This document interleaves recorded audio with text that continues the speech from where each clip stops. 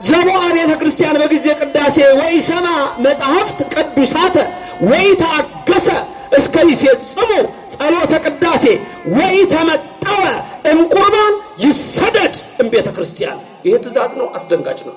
ስጋው ደግሞ የማይቀበል አሁኑ ወጥቶ ይሄድ። ይሄን አያችሁት? ለምዱ ስንት ነው የሚደረገው? በሉ እንግዲህ ሁላችሁም ተናገሩ። ይሄ ዝም ብሎ 10 አይደረግም፣ 8 አይደረግም፣ 2 አይደረግም።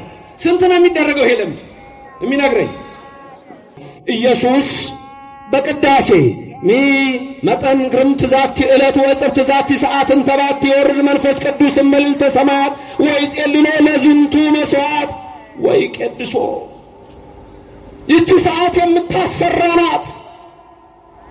ያ ህላዌ የሚነገርባት ናት። መንፈስ ቅዱስ የሚወርድባት ናት። ይህች ቀን ምን ያህል የምታስፈራ ናት! ይህች ቀን ግርምት ናት፣ እጽብት ናት። በየቀኑ መላእክት 300 መላእክት ይወርዳሉ። በየቀኑ በእያንዳንዱ ቤተ መቅደስ ቤተ ክርስቲያን። በቅዳሴ ሰዓት ግን እልፍ አላፋት መላእክት ይወርዳሉ። ከዛኛ ምን መጣና ከመላእክት ጋር ምን እንላለን? ቅዱስ ቅዱስ ቅዱስ እግዚአብሔር እያልን እናመሰግነዋለን፣ እንቀድሳለን። ሰውነታችንን ነፍሳችንን እናስቀድሳለን። እሺ ባጭሩ ሚስጥረ ሥላሴ ይታወቃል አይታወቅም? ተገልጿል አልተገለጸም? ተገልጿል። ሚስጥረ ሥጋዌ አምላክ ሰው ሆኗል አልሆነም? ሆኗል። ሚስጥረ ጥምቀት አምላክ ተጠምቋል አልተጠመቀም? ተጠምቋል። ሚስጥረ ሥጋው ደግሞ ሥጋውና ደግሞ ሰጥቶናል። በቀራንዮ አልሰጠንም? ሰጥቶናል። የቀረው አንድ ሚስጥር አለ። ምን ነበር እሱ? ሚስጥረ ትንሣኤ ሙታን። ገና ከኋላ አይደለም የሚመጣው? ከኋላ የሆነው ለዚህ ነው የማታውት። ከኋላ ይመጣል ሚስጥረ ትንሣኤ ሙታን። መምህር ዮሐንስ አፈወርቅ ምን አይነት ትዕግስት ነው የሚለው ይሄንን ነው። ቀንድ ያለው የማይዋጋ በግ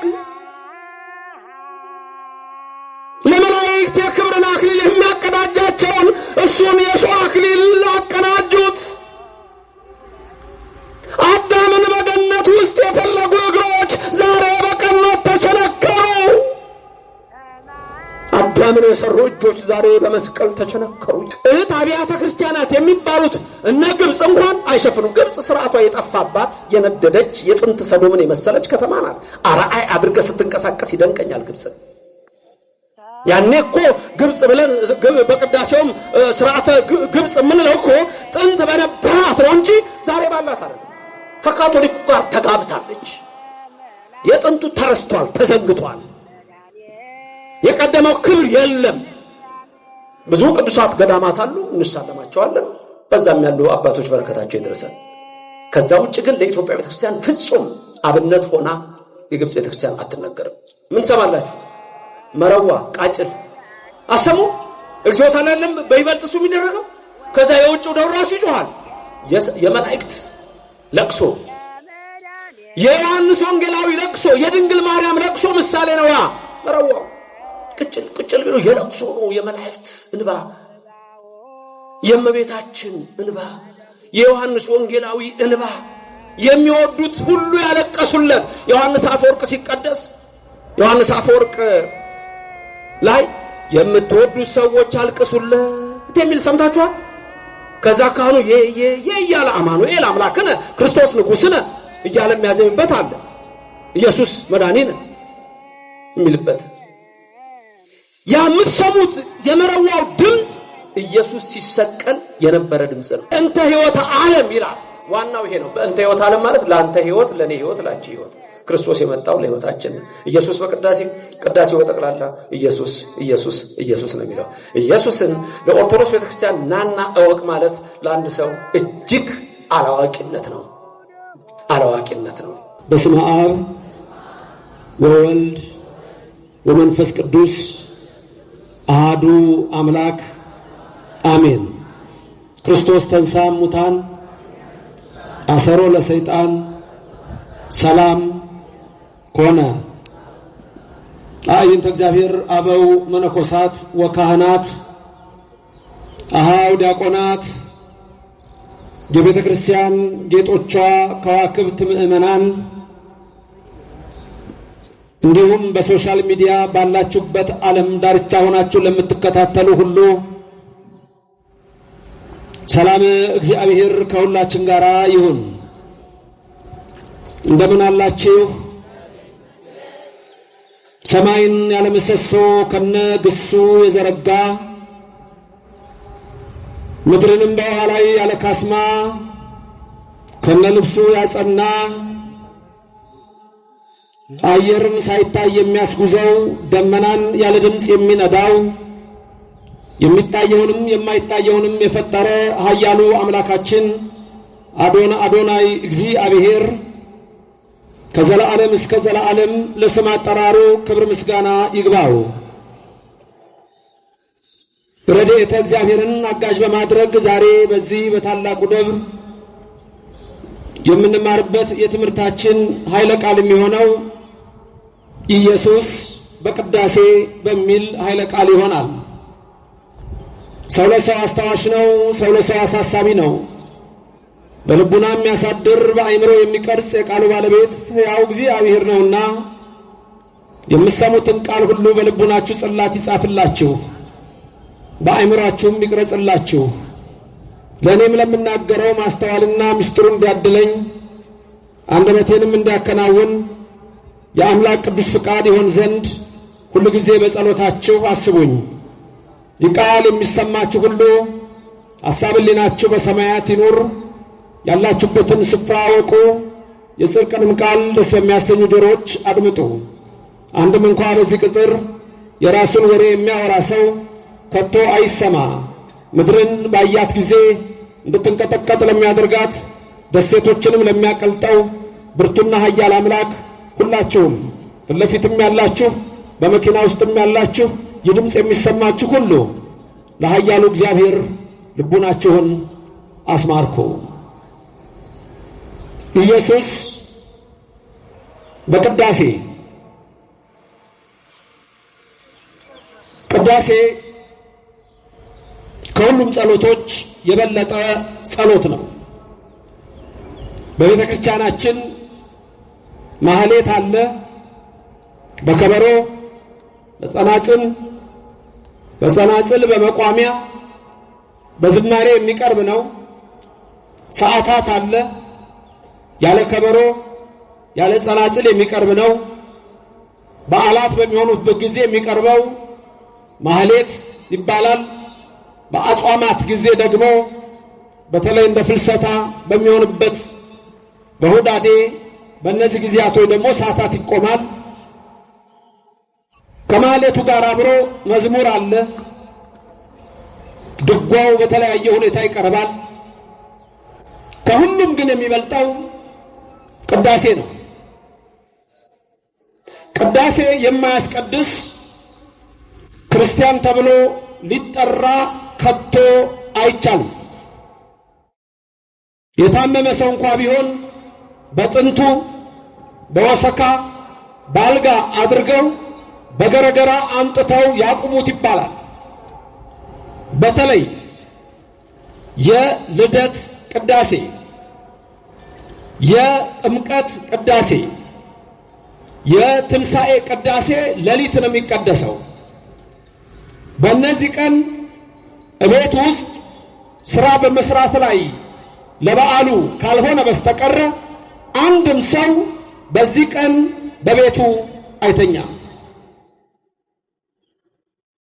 ስለዚህ ሁሉም ኦርቶዶክሳዊ የተዋህዶ አማኝ ሊያውቀው የሚገባው ቅዳሴ የጸሎት ሁሉ ማሳረጊያ፣ ይልቁንም ትልቅ የሚያደርገው ኢየሱስ ክርስቶስ ቅዱስ ሥጋው የሚፈተትበት ክቡር ደሙ የሚቀዳበት ስለሆነ እጅግ በታላቅ ጥንቃቄ ቀሳውስት፣ ዲያቆናት፣ ምእመናን ይህንን የቅዳሴ ሥርዓት ይካፈላሉ።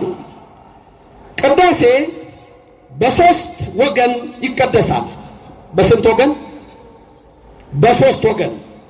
አንድ በካህናት ቀሳውስት፣ ሁለት በዲያቆናት፣ ሶስት በምእመናን።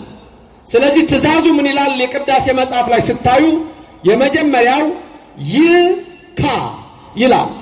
ይካ ባጭሩ ነው የተጻፈው፣ አብሪቬሽን ነው። ይካ ማለት ይበል ካህን ማለት ነው። ይካ ማለት ምን ማለት ነው? ይበል ካህኑ ይሄንን ይበል ማለት ነው። ሁለተኛው ክፍል ወገን ዲያቆናት የሚቀድሱ ሲሆን ይዲ ይላል። ይዲ ማለት ደግሞ ይበል ዲያቆን ማለት ነው። ሶስተኛው ክፍል ይህ ይላል። ይህ የሚለው ክፍል ይበሉ ሕዝብ ወይም ይበል ሕዝብ ነው። ሕዝብን በአንድ ሲወስደው ይበሉ ሕዝብ ማለት ነው። ሕዝቡ ደግሞ ይሄንን ይበሉ። ስለዚህ በስንት ወገን ቅዳሴ ይቀደሳል? በሶስት። እናንተ ሁል ጊዜ ስትመጡ ወደ ቤተ ክርስቲያን ላስቀድስ እሄዳለሁ ነው የምትሉት? ልቀድስ እሄዳለሁ ነው የምትሉት? ምን ማትሉ? ምን እንደምትሉት? ላስቀድስ ወይስ ልቀድስ? የቱ ነው ትክክለኛ? የቱ ነው? የቱ ይመስላችኋል ትክክል? ላስቀድስ እሄዳለሁ ነው ወይስ ልቀድስ እሄዳለሁ ነው የምትሉት? የትኛው ነው ትክክል? ብዙ የምትሉት እስቲ በጭብጨባ ትነግሩኛላችሁ። ላስቀድስ እሄዳለሁ የምትሉ በጭብጨባ ንገሩኝ እስቲ ልስማው። ከድምጻችሁ ጭብጨባው ከዚህ ይደርሳል። እሺ ልቀድስ እሄዳለሁ የምትሉ ምእመናን አጨብጭቡና ንገሩኝ። ሶስት ሰው አገኘን። ጎሽ ሁለቱም ትክክል ነው ለእናንተ። እንዴት? እናንተ አሁን ስትመጡ ልቀድሱ ነው የምትመጡት። ቄሱ ብቻ አይደለም የሚቀድሰው፣ ዲያቆኑ ብቻ አይደለም የሚቀድሰው። ይበሉ ሕዝብ ይህ እናንተም ቀዳሽ ናችሁ። ተመልከቱ። አንደኛ ቀዳሽ ናችሁ፣ መጣችሁ ትቀድሳላችሁ። ተሰጦ ስትቀበሉ እኮ ትቀድሳላችሁ። አለቀ እኮ። ለምሳሌ ይዲ ይላል ይበል ዲያቆን። ዲያቆኑ ምን ይላል? ተንስ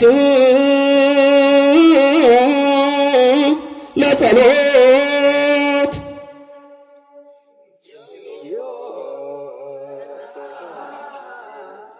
አንድ ድምጻዊ ሰማው በዚህ በኩል። ሌሎቻችሁ የት ናችሁ? ሁድ አሁን እናንተ ምንድን ነው ያላችሁ? ዲያቆኑ ይበልዲ ምን አለ? ተንሱ ለጸሎት አለ። እናንተ ደግሞ ምን አላችሁ? እግዚኦ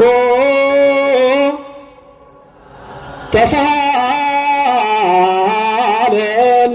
ማን ያለው ይሄንን? ቅዳሴ አይደለም እንዴ? ቀድሳችኋል። ቅዱስ እግዚአብሔር የተመሰገነውን አመስግኑት። እግዚአብሔር የተመሰገነውን ልትቀድሱ ምን የምትመጡት? ድንገት ይሄን ሰምታችሁት ካላወቃችሁ እንዴ ዛሬ ምንድነው ልትሉ ትችላላችሁ። ቀዳሾች ናችሁ። በቅዳሴው ያንዱ ወገን ክፍል የናንተ። ይሄን ካወቃችሁ ላስቀድስ እሄዳለሁ ማለት ግን ምን ማለት ነው ስትሉ፣ አንድ ዕጣኑን፣ ጧፉን፣ ዘቢቡን፣ መገበሪያ እህሉን፣ የሙጋድ እንጨቱን፣ ይሄ እንኳን በከተማ ኤሌክትሪክ ስለሆነ ብዙ ላይ ሆን ይችላል። እነዚህን ይዛችሁ ስትመጡ ማን ነው የሚያስቀድሰው ማለት ነው? በማን ነው የሚቀደሰው? ከናንተ በሚመጣ መስዋዕት ስለሆነ ልታስቀድሱ ነው የምትመጡት። ሁለት ማንን ልታስቀድሱ ነው የምትመጡት? ሰውነታችሁን ልታስቀድሱ ነው የምትመጡት። ወደ ቤተ መቅደስ ስትመጡ በተለይ ለቅዳሴ በምትመጡበት ሰዓት ሰውነት ይቀደሳል፣ ሰውነት ይለወጣል፣ ኃጢአት ይደመሰሳል፣ በደል ይደመሰሳል። ስለዚህ ላስቀድስ እመጣለሁ ማለት ይሄን ሰውነቴን ቅዱስ አደርገዋለሁ ማለት ነው። እናንተ የእግዚአብሔር ታቦት ናችሁ፣ የመንፈስ ቅዱስ ማደሪያ ናችሁ ስለሚል በቅዳሴ ሰዓት ላይ የእግዚአብሔር መንፈስ በእናንተ ላይ ያድራል። ክብርና ምስጋና ለእግዚአብሔር ይድረሰው። አመስግኑ፣ ስሙ የተመሰገነ። ስለዚህ በሁለቱም መንገድ ትችላላችሁ። ቅዳሴ ሲጀምር ትምህርታችን ኢየሱስ በቅዳሴ ነው። ቅዳሴ ሊጀምር ሲል በተለይ በጣም የምትሰሙት አንድ ቃል አለ። ይህቺ ሰዓት ምን ያህል የምታስፈራ ናት ብሎ ነው የሚጀምረው ካህኑ። ትዝ ይላችኋል ይሄን ሲል ይህቺ ሰዓት ምን ያህል የምታስፈራ ናት ይላል። መጠን ግርም ዛቲ ዕለት ብሎ ነው የሚጀምረው ካህኑ ሲጀምር። ተመልከቱ። ወእጽብት ዛቲ ሰዓት፣ ይህች ቀን ምን ያህል የምታስፈራ ናት።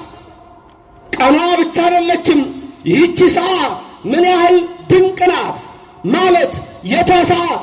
የሚቀድሱባት ሰዓት። ምክንያቱም ለምን ከቤተልሔም ይመጣሉ ህብስቱን ይዘው በመሶበ ወርቅ። መሶበ ወርቅ የእመቤታችን ምሳሌ ነው። አንድ ላይ ሁሉም ሰው ያዜማል። አንቲ ውእቱ መሶበ ወርቅ ይላል። አንቺ ንጹሕ የወርቅ መሶብ ነሽ ይላል። በውስጥ ያለው ደግሞ ህብስቱ ማን ነው? ህቡ መና የተባለ ከሰማየ ሰማያት የወረደ ዘወረደም ሰማያት ወሀበ ሕይወት ለኩሉ ዓለም፣ ለዓለም ሁሉ ሕይወት የሚሰጥ ከሰማይ የወረደ ኢየሱስ ክርስቶስ በቀራንዮ አደባባይ እንደሆነው ለመስዋዕት የሚቀርብባት ይህች ሰዓት ምን ያህል የምታስፈራ ናት ይላል። ከሰማይ ወርዶ ያዳነን ክብር ምስጋና ይግባው።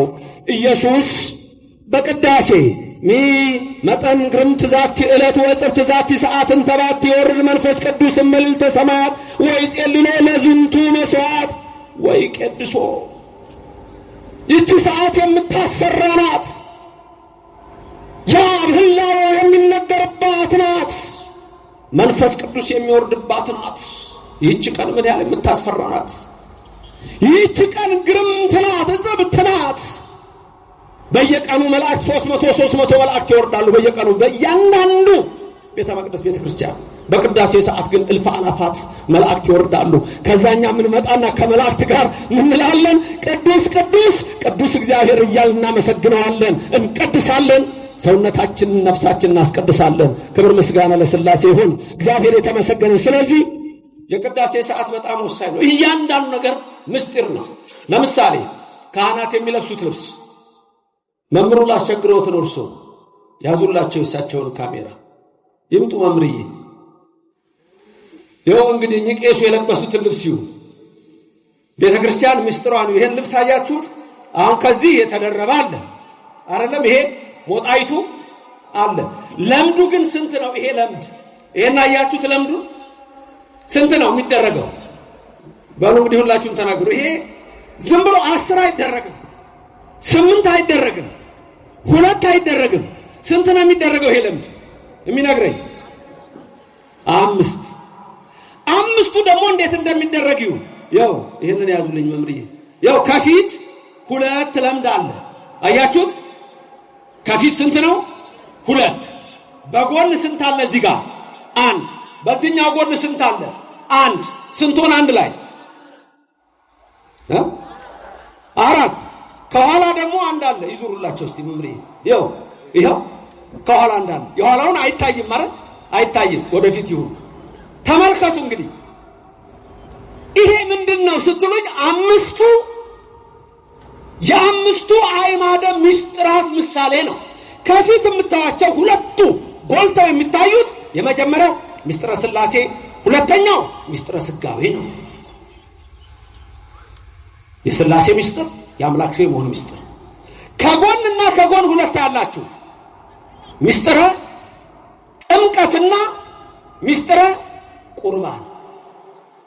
4 አልሆነም? አንድ የሚቀር ምስጢር አለ። እሺ ባጭሩ ምስጢረ ሥላሴ ይታወቃል አይታወቅም? ተገልጿል አልተገለጸም? ተገልጿል። ምስጢረ ሥጋዌ አምላክ ሰው ሆኗል አልሆነም? ሆኗል። ምስጢረ ጥምቀት አምላክ ተጠምቋል አልተጠመቀም? ተጠምቋል። ምስጢረ ሥጋው ደግሞ ሥጋውና ደግሞ ሰጥቶናል። በቀራንዮ አልሰጠንም? ሰጥቶናል። የቀረው አንድ ምስጢር አለ። ምን ነበር እሱ? ምስጢረ ትንሣኤ ሙታን። ገና ከኋላ አይደለም የሚመጣው? ከኋላ የሆነው ለዚህ ነው የማታዩት። ከኋላ ይመጣል ምስጢረ ትንሣኤ ሙታን። መምህር ጊዜ ይቀመጡ። አይመሰገንም እንደ እግዚአብሔር ነው። ታውቁታላችሁ ይሄን ነገር። ተመልከቱ። በእያንዳንዱ ነገር ላይ አይደለም ቅዳሴያችን፣ ልብሳችን፣ የኢትዮጵያ ኦርቶዶክስ ቤተክርስቲያን አለባበሳችን ራሱ መጽሐፍ ቅዱስ ነው፣ ወንጌል ነው። ብሉይ ኪዳንን የሚናገረው በእያንዳንዱ የምናደርገው ነገር በኢትዮጵያ ኦርቶዶክስ ቤተክርስቲያን ልዩ ነው። ከዚች ቤተክርስቲያን የወጣችሁ፣ ከዚህ ቤት የወጣችሁ፣ እንደ ደማስ የኮበለላችሁ፣ እንደ ኤሳው በመብል የሸጣችሁ ወደዚች ቅዱስ ቤተክርስቲያን ትመጡ ዘንድ የቤተክርስቲያን ጥሪዋ ነው። በዚህ መቅደስ ውስጥ ያደረገን ግን እግዚአብሔር ስሙ ከዘላለም እስከ ዘላለም የተመሰገነ ይሁንልን። ደሙን አፍስሶ ያዳነን ክብር ምስጋና ይግባው። ስንት ምስጢራት ነበሩ? 5። ከሁለት ፊት ያየነው 2ቱ ለምድ የምንና የምን ነው? ሥላሴና ሥጋዌ። ከጎንና ከጎን ምንን አየን? ጥምቀትና ቁርባን። ኋላ የሚመጣው የቀረው ምንድነው? ትንሣኤ ሙታን። ከኋላ ያለው ያንን የሚያሳይ ነው። ቄሱ የሚለብሰው እንደዚህ ነው። ዝም ብሎ አይደለም የሚደረገው። የሚቀድሱት ቄሶች ስንት ናቸው? ቁጥራቸው ብዙ አለ። ዋናው መሰረቱ ስንት ቄስ ነው የሚቀድሰው? 2። ስንት ዲያቆን ነው የሚሆነው? 3። ምንድነው? ደብረ ታቦር ነው። ማቴዎስ 17 ነው። የማቴዎስ ወንጌል ምዕራፍ 17 ላይ ጌታችን ኢየሱስ ክርስቶስ ክብር ይግባውና ከደቀ መዛሙርቱ 3ቱን ጴጥሮስን፣ ዮሐንስን፣ ያዕቆብን ይዟቸው ወደ ረጅም ተራራ ወጣ። ተራራው ላይ በወጣ ጊዜ 2 ሰዎች ከሰማይ ወረዱ። ማን ነበሩ? ሙሴና ኤልያስ ነበሩ። ሌላውን ምስጢር ለዛሬ እንተውና 2 ሽማግሌዎች መጡ፣ ሙሴና ኤልያስ። መሃል ላይ ማን ያለው? የናዝሬቱ ኢየሱስ ስሙ የተመሰገነ ይሁን። ማን ነው መሃል ላይ ያለው? ኢየሱስ ክርስቶስ አምላካችን። እሱ መሃል ነው። ጽላቱ መሃል ነው። ታቦቱ መሃል ነው። ዲያቆናት 3 ናቸው፣ ቄሶች 2 ናቸው። የደብረ ታቦር ተራራ ማለት የኢየሱስ ክርስቶስ አምላክነት የሚነገርበት ነው። ደብረ ታቦር ተራራ ማለት ጴጥሮስ ሊቀ ሐዋርያት ምን ነበር ያለው? በዚህ መኖር ለኛ መልካም ነው ነበር ያለው። ንገሩኝ ይሄን ቃል። በዚህ መኖር ለኛ መልካም ነው። በየት መኖር? በኦርቶዶክስ እምነት በዚህ መኖር፣ በተዋህዶ እምነት በዚህ መኖር፣ በክርስትና እምነት በዚህ መኖር፣ በዚች ቤተክርስቲያን መኖር። ኢየሱስ በቅዳሴ ይሄ ነው የሚነገረው፣ ይሄ ነው አምላክነቱን የሚነገረው። መሃል በታቦቱ አለ፣ አድሮ የሚኖረው እሱ ነው። 2 ቄሶች የሙሴና የኤልያስ ምሳሌ ናቸው፣ 2 ሽማግሌዎች። 3 ዲያቆናት ደግሞ የጴጥሮስ የዮሐንስና የያዕቆብ ናቸው። ስለዚህ በእያንዳንዱ ነገር በኦርቶዶክስ ተዋሕዶ ቤተክርስቲያን ውስጥ የምናደርገው ነገር የሚያሳየን ይሄ ነው። ይሄ አሁን የምላችሁ ምሳሌ ሌላው ዓለም ላይ የለም። ልብስም እንደፈለገው ነው የሚለበሰው። ትንሽ ካቶሊኮችን ካያችኋቸው 451 ላይ 5th century በጉባኤ ከልቄዶን ለሁለት ተከፋፍሎ የነበረው በዛ ሰዓት ሊዮ የሮማው ሊዮ የካቶሊክን እምነት በዛ ጊዜ ወደ 451 አካባቢ በተለይ 451 ላይ የካቶሊክ እምነት ሲጀምር ብዙዎች ካቶሊክ እምነት መጀመሪያ ነው ስለሚሉ መጀመሪያ የተጀመረ ይመስላችኋል? አይደለም። 5th century ላይ የተመሰረተው 451 ላይ ነው። ሊዮ ያንን ወስኖ ከነቅዱስ ዲዮስቆሮስ የተለየ ሐሳብ አምጥቶ ከዛ ሲወጡ አለባበሱን ግን ይዘው ተወጥተዋል። ስለዚህ እንደኛ እንደ ኢትዮጵያ ኦርቶዶክስ ተዋሕዶ ቤተክርስቲያን 5 ለምድ የትኛውም ዓለም ላይ አታገኙ። ይሄን የምታገኙት በኢትዮጵያ ኦርቶዶክስ ተዋሕዶ ቤተክርስቲያን ብቻ ነው። ክብርም ምስጋናም ለሥላሴ ይሁን። እያንዳንዱ ነገር ቅዳሴያችን፣ በነገራችን ላይ ቅዳሴያችን ላይ ነገረ መለኮት ነው። ሁሉ ነገር ነገረ መለኮት ነው። በቅዳሴ ሰዓት ለምሳሌ ቅዳሴ ላይ ገድል አናነብም፣ ቅዳሴ ላይ ድርሳን አናነብም። ቅዳሴ ላይ መጽሐፍ ቅዱስ 5 ጊዜ ይነበባል። መጽሐፍ ቅዱስ 5 ጊዜ ይነበባል። 1 በዜማ ከመዝሙረ ዳዊት ይነበባል። 1 2 ዲያቆኑ የመጀመሪያው ከጳውሎስ ያነባል። ሲያነብ ፊቱን ወዴት እንደሚዞር አይታችሁ ከሆነ ሲዟዟሩ ዲያቆናቱ ዝም ብሎ እንዳይመስላችሁ፣ ቲያትር የሚሰራ እንዳይመስላችሁ። እያንዳንዱ ነገር ምሳሌ አለ። ለምሳሌ ገባሬ ሰናው ዲያቆን ሲያነብ ፊቱን ወደ ምዕራብ ያደርጋል። ምክንያቱም የጳውሎስ ሀገረ ስብከቱ በምዕራብ ነበር ይላችኋል። በእያንዳንዱ ሚስጥር አለ።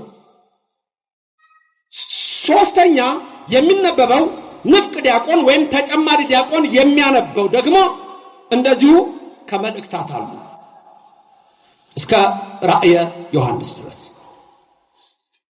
4ኛ ደግሞ የሚነበበው ግብረ ሐዋርያት ነው። የሐዋርያት ሥራ ነው የሚነበበው። እሱን የሚያነበው ደግሞ ንፍቁ ተጨማሪው ቄስ ተራዳኢው ቄስ ነው። 5ኛ የሚነበበው ወንጌል ነው። ወንጌሉ ሲነበብ ከሱ ቀድሞ እንዳልኳችሁ ምስማኩ 5 ጊዜ ይሰበካል። 5ኛው ይደረባል። ኢየሱስ በቅዳሴ ረቂቅ ምስጢር ይነግራቸዋል። ይሄ ምስባክ ዲያቆኑ ጸልዩ በእንተ ወንጌል ቅዱስ ብሎ እናንተ ደግሞ ይረሴነ ድልዋን ብላችሁ የወንጌልን ቃል ለመስማት የበቃን ያድርገን ብላችሁ ዲያቆኑ ይመጣና ምስባክ ይሰብካል። ምስባክ ሲሰብክ እርግጥ አንዳንድ ጊዜ 3ቱም ዲያቆናት አብረው ይላሉ፣ አንዳንድ ጊዜ አንዱ ዲያቆን አብሮ ብቻ ይላል። ግን ዲያቆናቱ በአንድ ላይ ነው የሚለው። እንደ ሕጉ ከሆነ በአንድ ላይ ያዜሙታል። አንዱም ቢያዜም ችግር የለውም። የመጀመሪያው ምስባክ ካዜመ በኋላ ሁላችሁም ተከትላችሁ ያንኑ ምን ታደርጋላችሁ? ትደግማላችሁ። ስንት ሆነ? 2። ደግመው እንደገና ያዜማሉ ወይም ደግሞ ያዜማል ዲያቆኑ። ስንት ይሆናል? 3። እናንተም ትደግማላችሁ። ስንት ይሆናል? 4። 5ኛውን ግን ልክ እሱም ሲጀምር እናንተም አብራችሁ ነው የምትሉት። ስለዚህ ስንት ይሆናል? አንድ ላይ ለየብቻ የቆጠርናቸው ስንት ይሆናሉ? 4 ይሆናሉ። 5ኛው ላይ ግን ምን ሆኗል? ተደርበዋል። እናንተም ትላላችሁ፣ ዲያቆናት ተደርበዋል። 5500 ዘመን የተባለው እሱ ነው። ተመልከቱ። 5 ጊዜ ተደርበው 5500 ዘመን በሐሙስ ዕለት ወበመንፈቃ ዕለት ተወለደ ወለተወለድከ የሚለውን በቀለሚንጦስ መጽሐፍ የተጻፈውን ጳውሎስ ሐዋርያ በገላትያ ምዕራፍ 4 ቁጥር 4 የዘመኑ ፍጻሜ በደረሰ ጊዜ ያለውን የዘመኑ ፍጻሜ 5500 ዘመን ሲፈጸም ማመጣ ከሰማይ ወልድ ወረደ የድንግል ልጅ እኛን ሊያድን መጣ። ክብር ምስጋና ለእግዚአብሔር ይድረሰው ስሙ የተመሰገነ ይሁን። ከዛ ልክ 5 ጊዜ ሰብኮ ዲያቆኑ ሁላችሁም በመጨከን ወንጌልን ስሙ ይላል። ተጨክኑ፣ ቁሙ ወአጽሙ፣ ቶሎ ቁሙ። የደከመ ላይ ሊቀመጥ ይችላል፣ በዛ ሰዓት ይቆማል። ቁሙ ወአጽሙ፣ በደንብ ስሙ። ስሙ አይደለም ወአጽሙ። አጽሙ የሚለው የግዕዝ ቃል በደንብ መስማት ነው። ዝም ብሎ መስማትን አለ በደንብ መስማትን የሚያሳይ ነው። ከዛ ሃሌሉያ ብሎ በዜማ ይላል። ልክ ያን ሲል ቄሱ ወንጌሉን ይዞ ብቅ ይላል። እግዚአብሔር ከሁላችሁ ጋር ይሁን ይላችኋል። እናንተ ደግሞ ምስለ መንፈስ ከተላላችሁ። ከዛ ወንጌል ብሎ በረጅም ዜማ ያዜማል። ታስታውሳላችሁ አሁን እምለው ነገር ሁሉ አይደል? በረጅም ዜማ አዚሞ ለሶስቱ ወንጌል ለማቴዎስ፣ ለማርቆስ፣ ለሉቃስ ዘዜነወ ብሎ ለዮሐንስ ወንጌል ዘሰበከ ብሎ ይሄን ካለ በኋላ ዲያቆኑ የመጀመሪያው መብራት ይዞ የሚቀድም አለ ይመጣል። ከዛ ቄሱ አለ ከኋላ ማይጠን መስቀል ያዘ ዲያቆን ይከተላል። ተመልከቱ ይሄ ሁሉ ምሳሌ ያለው። ከዛ ወንጌል ይመጣና ይነበባል። ወንጌል ማለት ኢየሱስ ክርስቶስ ነው። ኢየሱስ ክርስቶስ ማለት ተስፋ ነው። ተስፋ ማለት መንግስተ ሰማያት ናት። መንግስተ ሰማያትን ሁላችንም ያወርሰን። ክብር ምስጋና ለእግዚአብሔር ይድረሰው። ስለዚህ ኢየሱስ በቅዳሴ የኛ ቤተክርስቲያን በጠቅላላ ቅዳሴዋ ኢየሱስ ክርስቶስ ነው፣ ሥላሴ ነው፣ አብ ወልድ መንፈስ ቅዱስ ነው። ይሄን ነው የምንለው። በቅዳሴ ሰዓት ላይ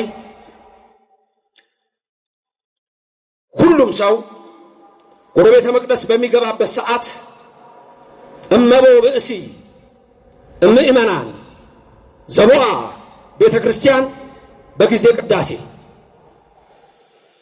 ብእሲ ወብእሲት ወደ መቅደስ ለቅዳሴ በሚመጡበት ሰዓት ዘቦአ ቤተ ክርስቲያን በጊዜ ቅዳሴ በቅዳሴ ሰዓት ስትመጡ ቅድም ምን ብሏል? ይህች ቀን ምን ያህል የምታስፈራናት፣ ይህች ቀን ምን ያህል የምታስጨንቅናት፣ በጽሞናና በፍርሃት ቁሙ፣ የእግዚአብሔር ሰላም ከኔና ከናንተ ጋር ይሁን ብሎ ይጀምራል። አሁንም የእግዚአብሔር ሰላም ከሁላችን ጋር ይሁን። በዜማ ደግሞ የምንለው አለ እመቦ ብእሲ እያልን የምናዜማው ትእዛዝ ነው። እዛ ትእዛዝ ውስጥ ምን ይላል?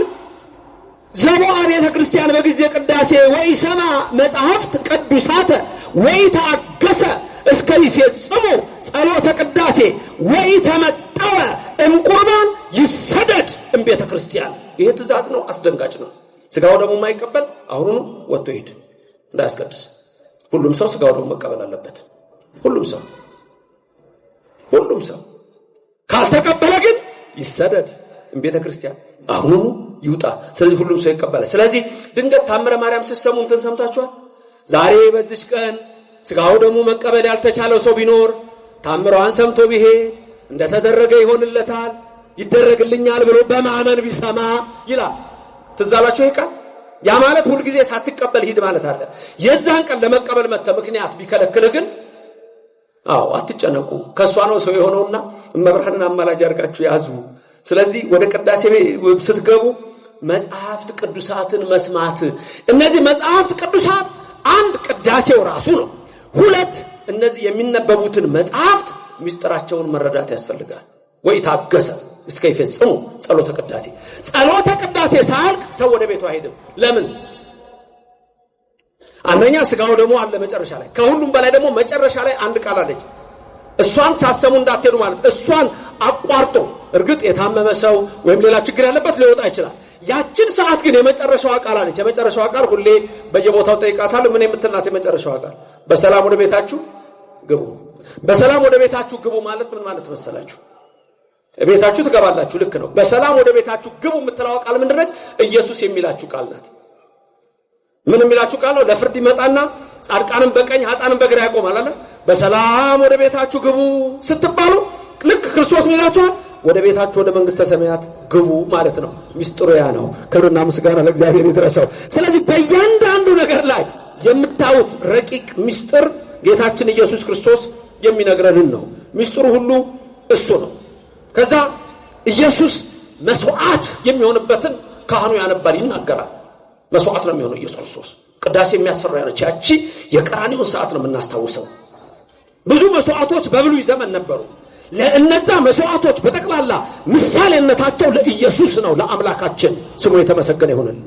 ስለዚህ ካህኑ ሲያነብም ይላል እግዚአብሔር አምላክነ ዘተወከፍ ከቁርባን አቤል በውስተ በዱ ወለኖ በውስተ ታቦት ወአብርሃም በውስተ ርዕሰ ደብር ወለኤልያስ በደብረ ቀርሜሎስ ወለዳዊት በአውደ ወርና ኢያቡሳዊት ወጸሪቀ መበለት ወንተ መቅደስ ከማሁ ተወከፍ መባው ቁርባን ወለኃጥእ ገብርከ ዘአለ አለ ስምከ ቅዱስ ወይኩን ቤዛ ኃጣዊ ወፍድዮ ወፍዳ ሰናይ በዘ ዓለም ወበዘ ይመጽእ ይዜኒ ወዘልፈኒ ወለዓለም ዓለም ይላል። ያመጣል የነ አብርሃምን መስዋዕት፣ ያመጣል የነ ኤልያስን በቀርሜሎስ፣ ያመጣል በአውደ ወርና የዳዊትን የነሱን መስዋዕት እንደተቀበልክ በቤተ መቅደስ ያቺ ሴት ያላትን ገንዘብ እንደሰጠች አሁን የኔንም መስዋዕት የሕዝብህን እዚህ ያለውን የሁላችንም መስዋዕት ተቀበል አንተነ መስዋዕታችን ኢየሱስ ክርስቶስ ብለን በዚህ መልክ ነው የምንነጋገረው። ክብርና ምስጋና ለእግዚአብሔር ይድረሰው። ስለዚህ እግዚአብሔር መስዋዕታችሁን ይቀበላል፣ ጸሎትም ይደረጋል ያን መስዋዕታችሁን እንዲቀበል። ስለዚህ ትልቁ መስዋዕት ኢየሱስ ክርስቶስ ነው። በቅዳሴ ሰዓት ትልቅ የሆነው ኢየሱስ በቅዳሴ ያልኳችሁ ሁሉ ቢነገርም መስዋዕት ሆኖ የሚቀርበው የኢየሱስ ክርስቶስ ሥጋና ደም ነው። የአብ ሥጋና ደም አይደለም፣ የመንፈስ ቅዱስ ሥጋና ደም አይደለም፣ የወልድ ሥጋና ደም። ምክንያቱም ሰው የሆነው ወልድ ነው። ስለዚህ በቅዳሴው ሰዓት ሁሉ የምናደርገው ነገር ኢየሱስን የሚናገር ነው። ለምን ይሄን እምላችሁ? ለምን እንድታውቁ የምፈልገው ብዙ ሰው ስለማይገባው ሲተች ታገኙታላችሁ። ማያውቀውን ነገር ሲናገር ነው የምትሰሙት፣ ማያውቀውን ነገር። ስለዚህ በቅዳሴ ሰዓት ምንድነው ምንለው የሚለውን አስተውላችሁ እንድትሄዱ ያስፈልጋል። የምንናገረው በጠቅላላ የአምላካችንን የኢየሱስ ክርስቶስን ሥጋና ደም በቀራንዮ አደባባይ የሆነውን ነው። ሥጋው ደግሞ ከመቅረቡ በፊት እግዚኦታ እንላለን። ካህኑ መጀመሪያ በአብይ ዜማ ስንት ጊዜ ነው የሚለው? በአብይ ዜማ 3 አንዳንዴ፣ ከዛ በሌላ ንዑስ ዜማ 3 ጊዜ 5 ይላል። ከዛ በመጨረሻ 2 ጊዜ አንዳንዴ ብቻ እግዚኦ ማርነ ክርስቶስ ይላል። ላስታውሳችሁ፣ የመጀመሪያው የአብይ ዜማ ላይ 3 ጊዜ እግዚኦ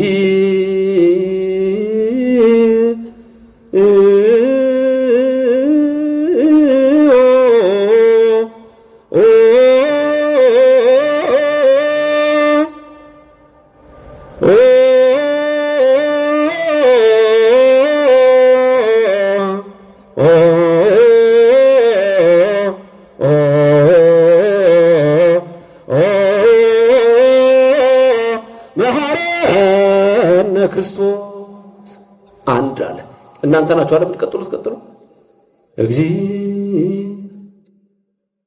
እዛውን አይት ክለብ ጨፍር። እንግዲህ ምን ላድርግ? መልስ የለህማ። የት ነው ያላችሁት?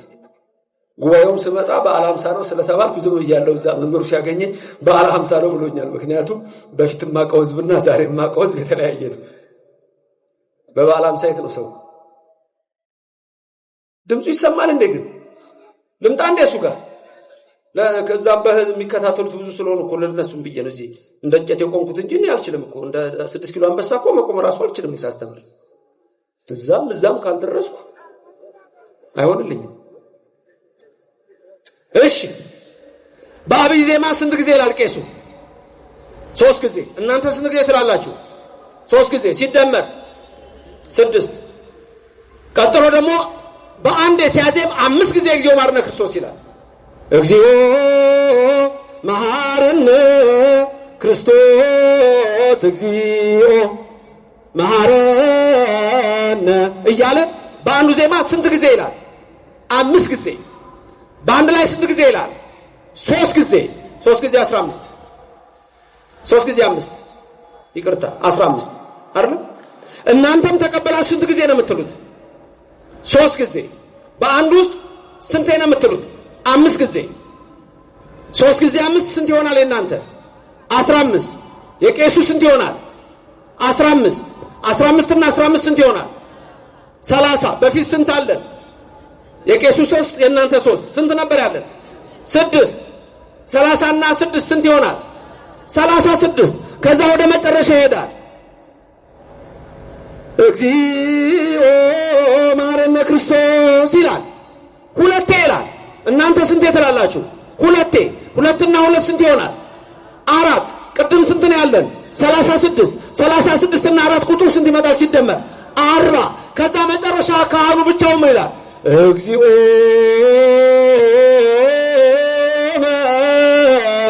ማረነ ክርስቶስ ይላል። እሱን ትላላችሁ እናንተ? አትሉ። 40 እና ቄሱ አንዷ 41። እግዚኦ ሲባል ሌላ ምን ይባላል? ምን ይደረጋል? ዝም ብላችሁ እግዚኦ ብሎ ምን የምትሰሙት ነገር አለ? ሌላ የምትሰሙት ነገር አለ? ምን ሰማላችሁ? መረዋ ቃጭል አሰሙ። እግዚኦ ታላለም በይበልጥ እሱ የሚደረገው። ከዛ የውጭው ደው ራሱ ይጮሃል።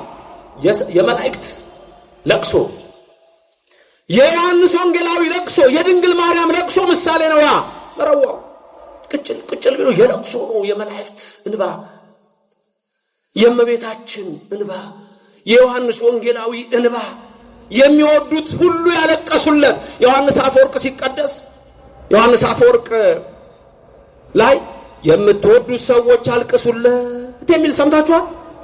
ከዛ ካህኑ የያለ አማኑኤል አምላክነ ክርስቶስ ንጉሥነ እያለ የሚያዘምበት አለ። ኢየሱስ መድኃኒነ የሚልበት ያ የምትሰሙት የመረዋው ድምፅ ኢየሱስ ሲሰቀል የነበረ ድምፅ ነው። 41 የሆነበት ምክንያት ጌታችን ኢየሱስ ክርስቶስን ስንት ነበር የፈረዱበት? የጅራፍ ፍርድ 41። 6666 ጊዜ ይግረፉት እንጂ የፈረዱበት ስንት ጊዜ ነው? 41። አትርፈው ማድረጋቸው። የምትቀድሱት አብራችሁ ይሄን ነው። ቄሱም ይቀድሳል፣ እናንተም ትቀድሳላችሁ። በተገረፈ ቁስሉ ኃጢአታችን የደመሰሰ አምላካችን ኢየሱስ ክርስቶስ ክብር ምስጋና ይግባው። በእያንዳንዷ ነገር የምታደርጉት ነገር ተመልከቱ። ይሄንን ነው። ከዚህ ቤት ወጥተው ወዴት ነው የምትሄደው? ኢየሱስ ሌላ ቦታ አለ። የኤማውስ መንገደኞች ትልቁ ችግራቸው ምን ነበረ? ኢየሱስ የሚነሳው ኢየሩሳሌም ነው። የሞተው ኢየሩሳሌም ነው። የተሰቀለው ኢየሩሳሌም ነው። የተቀበረው ኢየሩሳሌም ነው። የሚነሳው ኢየሩሳሌም ነው። እነሱ ግን ወደ ኤማውስ የ8 ሰዓት መንገድ ሄደዋል። ምን ሊያደርጉ ነው የሚሄዱት? ስለዚህ በዚህ ቤተክርስቲያን ተሰብስባችሁ ወንጌል መማር፣ በዚህ አሁን በየሮቡ ያለ ጉባኤ መምህር ጳውሎስን የሚያክል መምህር፣ ሌሎች መምህራን በሚያስተምሩበት በዚህ ቦታ ላይ ቦታው መታየት የለበትም። አንዳንድ ጊዜ የኛ ናቸው ብላችሁ የምታስቧቸው መምህራን ላይኖሩ ይችላል። ኦርቶዶክሳዊ የቀደመ ፍቅርህን ትተሃል ይላል ዮሐንስ ባለራእዩ። የቀደመ ፍቅርህን ትተሃል፣ ወዴት እንደወደቅህ አስብ። ራቁትን ለብሻለሁ ብለሃል። ራቁትን ና ግባ ልበስ። የምትለብሰው ቅዳሴ ላይ ነው። ካህኑ ስላንተ ሲጸልይ ወዲያና ወዲህ ልብህን አታድርገው ይላል። ቄሱን እንገራችሁ፣ የፈለገ ኃጢአተኛ የፈለገ በደለኛ ለምን አይሆንም? ቄሱ በቄሱ ውስጥ ስርዓቱን የሚፈጽመው ኢየሱስ ክርስቶስ ነው። የሚሰጠን የቄሱ ስጋና ደም አይደለም። የሚሰጠን የአብ ልጅ የድንግል ልጅ የኢየሱስ ክርስቶስ ስጋና ደም ነው። ክብርና ምስጋና ለእግዚአብሔር ይድረሰው፣ ስሙ የተመሰገነ ይሁንልን። መልካም። ኢየሱስ በቅዳሴ ትምህርቴን እያጠቃለልኩ ነው። ኢየሱስ በቅዳሴ እግዚኦታ ካልን በኋላ ወዲያው ካህኑ ያሳርግና ወዴት ነው የሚኬደው? ወደ ቁርባን። በቃ ይሄ ነው ቅዳሴውን ትልቅ የሚያደርገው። ከዛ ምን ተወረደ ይባላል። የሚያቅሰዋል ይሄን ካህናቱ ከውስጥ ስጋውና ደሙን ይዘው ሲመጡ፣ ህዝቡ ደግሞ ከዛ ሆኖ ምን ተወረደ ነው የሚባለው። ሰምታችሁ ታውቃላችሁ? ድርገት ሲወርድ የሚላል አይደል? ብዙ ሰው ድርገት ሲወርድ፣ ድርገታት የሚለው ራሱን የቻለ ሌላ ምስጢር አለው። ስለ ፈለካት ስናነሳ፣ ስለ እመቃነቃት ስናነሳ ነው። ስለ መዋረ ከዋክብት ስለ ሙፃ ነፋሳት ስናነሳ ነው። ድርገታት የምንላቸው ስለ መላእክት ስናነሳ በእርግጥ ምስጢሩ አንድ ነው። በሰማይ ያሉ መላእክት ድርገታት የሚላቸው አሉ። መኳንንት፣ ስልጣናት የሚባሉ በላይ ያሉ አሉ። የመላእክትን አንድነት የሚያሳይ ነው። ስጋው ደግሞ ሲወጣ ልብ በሉ፣ ተሸፍኖ ነው የሚወጣው ወይስ በግልጥ ነው እንደዚህ የሚወጣው? ምን ሆኖ ነው የሚወጣው? ማያውቃል እንዴ? ተሸፍኖ የትም ዓለም ከኢትዮጵያ ኦርቶዶክስ ተዋሕዶ ቤተክርስቲያን ውጪ የሰማችሁ ነው። የትም ዓለም ከኢትዮጵያ ኦርቶዶክስ ተዋሕዶ ቤተክርስቲያን ውጪ ስጋው ደሙ ተሸፍኖ አይወጣም። ታዲያ ለምን ሸፈነ? ሚስጥሩ ምንድነው? እህት አብያተ ክርስቲያናት የሚባሉት እነ ግብጽ እንኳን አይሸፍኑም። ግብጽ ስርዓቷ የጠፋባት የነደደች የጥንት ሰዶምን የመሰለች ከተማ ናት። አርአይ አድርገህ ስትንቀሳቀስ ይደንቀኛል ግብጽ። ያኔ እኮ ግብጽ ብለን በቅዳሴውም ስርዓተ ግብጽ የምንለው እኮ ጥንት በነበራት ነው እንጂ ዛሬ ባላት አይደለም። ከካቶሊኩ ጋር ተጋብታለች። የጥንቱ ተረስቷል፣ ተዘንግቷል። የቀደመው ክብር የለም። ብዙ ቅዱሳት ገዳማት አሉ፣ እንሳለማቸዋለን። በዛም ያሉ አባቶች በረከታቸው ይድረሰን። ከዛ ውጭ ግን ለኢትዮጵያ ቤተክርስቲያን ፍጹም አብነት ሆና የግብጽ ቤተክርስቲያን አትነገርም። ስጋው ደግሞ ሌላ ቦታ በግልጽ ነው የምታዩት። እንዲህ እያደረጉ ይወጣሉ። ሚስጥሩ አልገባቸውም። ኢየሱስ በቅዳሴ ስንልኛ ኢየሱስን ነው የምንሰብከው። ልብ በሉ። ካህናቱ ሲወጡ ስጋው ደግሞ ይዘው ዲያቆናቱም አብረው ልክ ሲወጡ እናንተም እንደምታረጉት የመጀመሪያ ልክ ስጋው ደግሞ ሲወጣ ምን እንደምታረጉት እንጨት እንደዋጠ ቀጥ ነው የምትለው ሰግዳላችሁ። ሁሉም ሰው አይደል? ልክ ሲደወል ደወሉ ሲጮህ ስጋው ደግሞ ሲወጣ ሁሉም ሰው ምን ይሆናል? ድፍት ይላል። ከውስጥ በአማረ ልብሳቸው ካህናትና ዲያቆናት ይወጣሉ። ሲወጣ ስጋው ደግሞ ተሸፍኖ ከብሮ ነው። ልዩነትን ኦርቶዶክሳዊ ከሌላው ጋር በሌላው አዳራሽ ጭራሽ መታሰቢያንም የሚባለው እንጂ ስጋው አማናዊ ደሙ አማናዊ ተብሎ አይደለም። ልብ በሉ። ልውሰዳችሁ። ቀራንዮ ጌታችን መድኃኒታችን ኢየሱስ ክርስቶስን በሰቀሉ ሰዓት ልብሱን ገፈው ቀይ ግምጃ አልብሰው የሾህ አክሊል ደፍተው በጥፊ እየመቱ ቀራንዮ መስቀል ላይ በሁለት ወንበዴዎች መሃል ሰቀሉት። ልክ 6 ሰዓት ላይ ሲሰቅሉት ልብሱን ገፈፉት። ዮሐንስ አፈወርቅ ምን አይነት ትዕግስት ነው የሚለው ይሄንን ነው። ቀንድ ያለው የማይዋጋ በግ ለመላእክት የክብርን አክሊል የሚያቀዳጃቸውን እሱን የሾህ አክሊል አቀዳጁት። አዳምን በገነት ውስጥ የፈለጉ እግሮች ዛሬ በቀኖት ተቸነከሩ። አዳምን የሰሩ እጆች ዛሬ በመስቀል ተቸነከሩ እያለ የሚያደንቀው ይህንን ነው። 6 ሰዓት ላይ ክፎች አይሁድ ልብሱን ገፈፉት፣ እርቃኑን ሊሰቅሉት። ልክ ልብሱን ሲገፉት ግን የአምላክ እርቃን አልታየም። አንድ ድንቅ ተአምር ተደረገ። ፀሐይ ወዲያው ጨለመች፣ ጨረቃ ደም መሰለች፣ ከዋክብት በጠቅላላ ወደ ምድር ረገፉ ይላል። ይህን ድንቅ ያደረገ የኔና የናንተ አምላክ ክብርና ምስጋና ይግባው። ልብ በሉ እንግዲህ ያቺ ሰዓት ሐሙስ ማታ ምን ነበር ያለው ጌታ?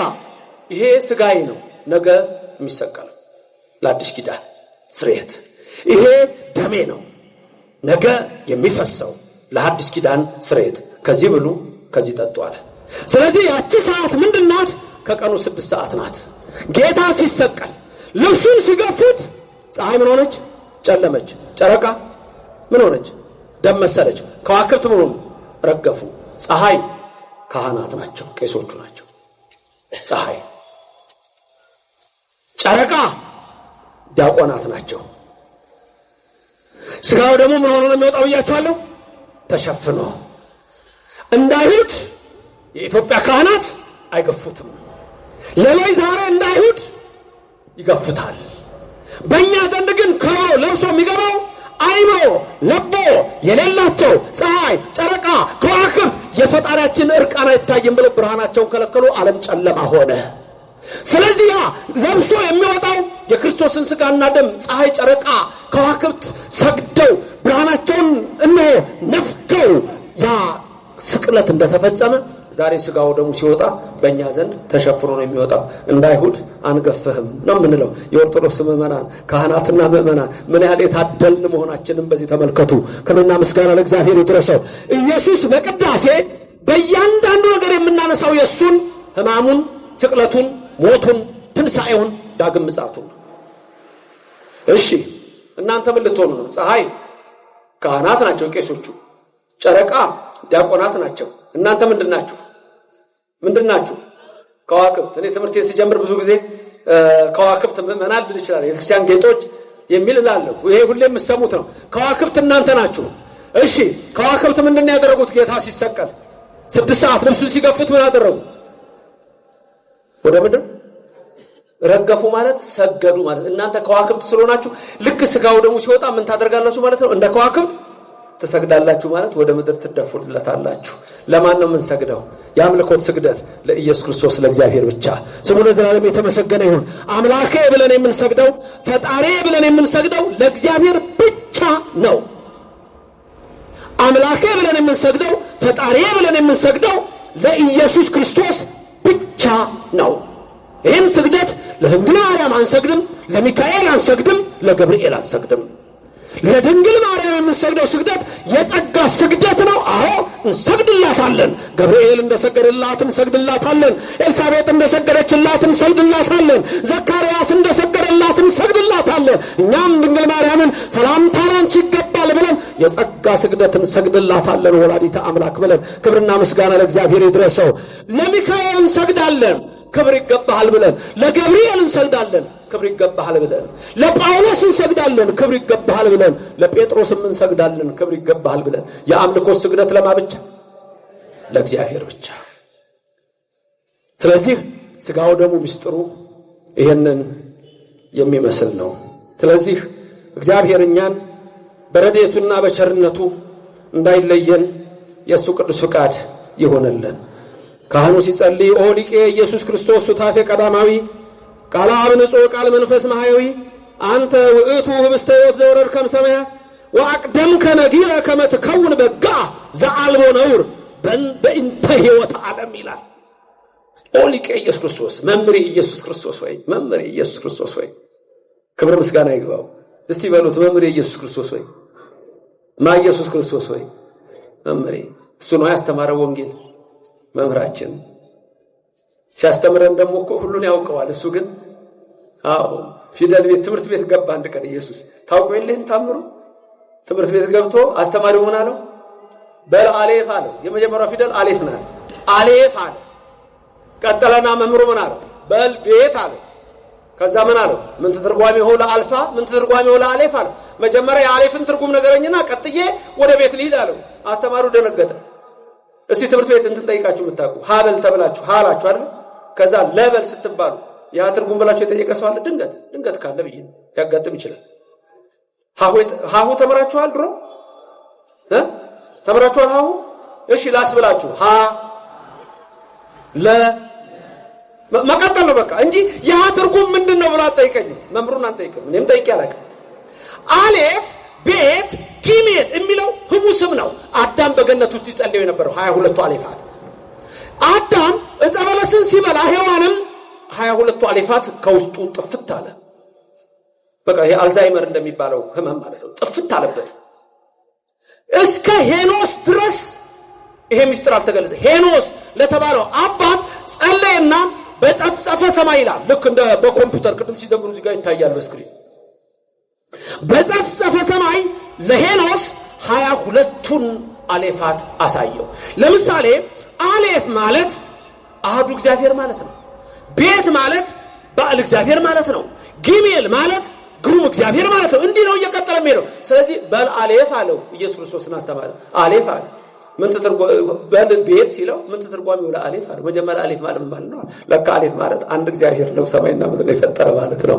ክብርና ምስጋና ለስሙ ይድረሰው። ስለዚህ ኢየሱስ ክርስቶስ እኔና እናንተ እንድናውቅ እንድንማር ጥበብ ስጋዊ ጥበብ መንፈሳዊ ሊማር ትምህርት ቤት ገባ ይላል። ለሱ አይደለም። እኔና እናንተ መማር አለብን።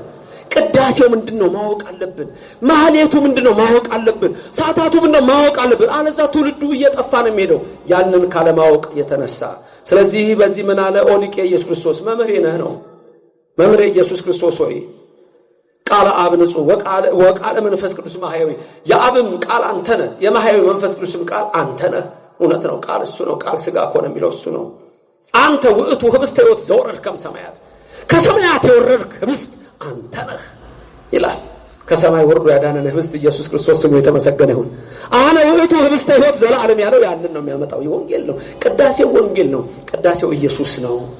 ወአቅደም ከነጊረ ከመትከውን በጋ አስቀድመ የተናገርክ ኢየሱስ ክርስቶስ ድንግል ማርያም ስትወልደው የመጣ አይደለም። አስቀድሞ በነቢያቱ ሁሉ የተናገረው እሱ ነው። ዕብራውያን ምዕራፍ 1 ቁጥር 1 ላይ አስቀድሞ ለአባቶቻችን በነቢያት ነገረና በኋላ ራሱ ነገረን ይላል። ዘአቅደም ከነጊረ ከመትከውን በጋ በግ መስዋዕት እንደምትሆን የነገርከን አንተ ነህ ይላል። ለአብርሃም የነገረው እሱ ነው። በቀራንዮ አደባባይ ላይ እኮ በሞሪያ ተራራ አብርሃም ልጁ ይስሐቅን ሲል ያን በግ ያሳየው እኮ አለ በግ ነው። ናበጉ ለእግዚአብሔር ዘአትት ኃጢአት ዓለም ያለው ዮሐንስ መጥምቅ እኮ ይሄንን ነው። ከመትገውን በጋ ደግሞ ዝም ብሎ በግ አይደለም ዘአልቦ ነውር ነው። ነውር የሌለበት ንጹህ ነው ኢየሱስ ክርስቶስ። መርገመ ሥጋ መርገመ ነፍስን የሚያጠፋ እንኳን እሱ እናቱ ድንግል ማርያም መርገመ ሥጋ መርገመ ነፍስ የለባትም። በረከተ ሥጋ በረከተ ነፍስን የምታሰጥ ንጽሕት ቅድስት ምልዕት ክብርት ናት። ክብርና ምስጋና ለዘላለም ለእግዚአብሔር ይድረሰው። በእንተ ሕይወት ዓለም ይላል። ዋናው ይሄ ነው። በእንተ ሕይወት ዓለም ማለት ለአንተ ሕይወት፣ ለኔ ሕይወት፣ ላንቺ ሕይወት ክርስቶስ የመጣው ለሕይወታችን ኢየሱስ ቅዳሴው በጠቅላላ ኢየሱስ ኢየሱስ ኢየሱስ ነው የሚለው። ኢየሱስን ለኦርቶዶክስ ቤተክርስቲያን ናና እወቅ ማለት ለአንድ ሰው እጅግ አላዋቂነት ነው። አላዋቂነት ነው። ኢየሱስ ክርስቶስ ሁሉ ነገራችን ነው። እኛ ጋር ሁሉ ነገራችን በሚስጥረ ሥላሴ ላይ ተመስርተን አብ ወልድ መንፈስ ቅዱስ ቅዳሴው ሲጀምር አሐዱ አብ ቅዱስ፣ አሐዱ ወልድ ቅዱስ፣ አሐዱ ውእቱ መንፈስ ቅዱስ፣ አንዱ አብ፣ አንዱ ወልድ፣ አንዱ መንፈስ ቅዱስ፣ አንድ አምላክ በስም ሶስት። ይሄንን ነው የምንለው። ስለዚህ በእያንዳንዱ ነገራችን ላይ ኢየሱስ ክርስቶስ የኦርቶዶክስ ተዋሕዶ ቤተክርስቲያን ሁለመናዋ ነው። ከላይ የምታዩት ጉልላት የሸዋ አክሊሉ ነው። ከታች የምታዩት መሰረት ችንካሩ ነው። ቤተክርስቲያን ስትገቡ 3 በሮች ነው ያሉት።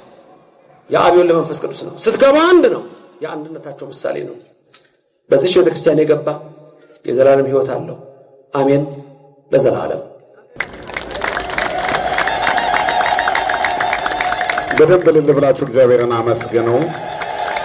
ለመምህራችን ቃለ ሕይወት ያሰማልን፣ ቃለ ሕይወት ያሰማልን።